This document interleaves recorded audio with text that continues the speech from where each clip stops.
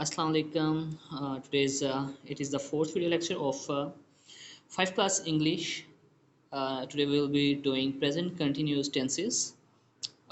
Now for the recognition, Urdu sentences end with raha hoon, rahi hain, and rahe hain. Now the rules for present continuous tenses are: affirmative sentences are constructed by subject, which is followed by a helping verb, which could be is, are, or am, with the first form of verb followed by ing and an object. Similarly, negative sentences, subject is followed by helping verb, which could be is, are, or am, with a not, and the first form of verb with ing plus object.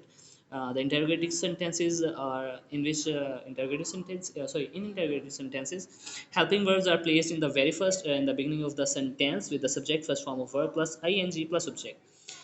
Now here are some examples. I think there are 10 of them. बारिश हो रही है. It will be it is raining. मैं पढ़ रहा हूँ. I am reading.